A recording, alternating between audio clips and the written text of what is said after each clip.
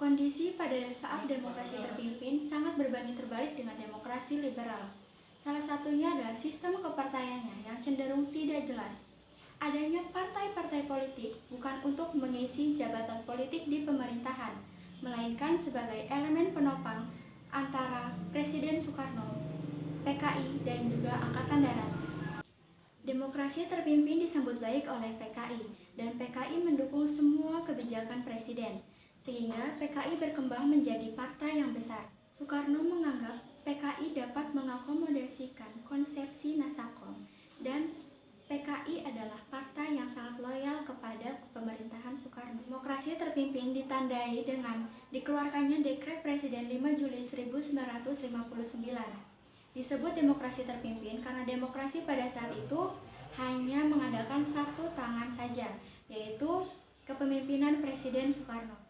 Isi dari Dekret Presiden yang pertama, pembubaran konstituante, yang kedua, tidak berlakunya UUD 1950 dan berlaku kembali Undang-Undang Dasar 1945, yang ketiga, pembentukan MPRS dan DPAS. Tujuan dikeluarkannya Dekret Presiden untuk menyelesaikan permasalahan negara yang semakin tidak menentu dan untuk menyelamatkan negara. Latar belakang dikeluarkannya Dekret Presiden. Yang pertama, kegagalan konstituante dalam menetapkan Undang-Undang Dasar, sehingga situasi politik semakin kacau dan semakin memburuk.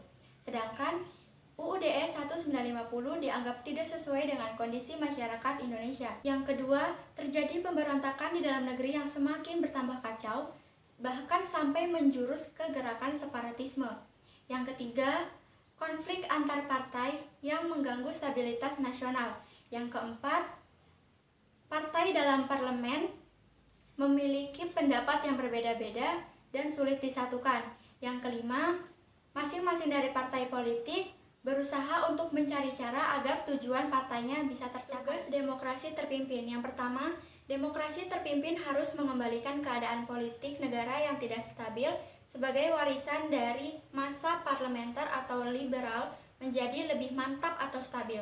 Yang kedua, demokrasi terpimpin merupakan reaksi terhadap masa demokrasi parlementer atau liberal. Pelaksanaan masa demokrasi terpimpin. Yang pertama, kebebasan partai politik dibatasi. Yang kedua, Presiden berkuasa mutlak sebagai kepala negara sekaligus kepala pemerintahan. Yang ketiga, pemerintah berusaha untuk menata kehidupan politik sesuai dengan Undang-Undang Dasar 1945.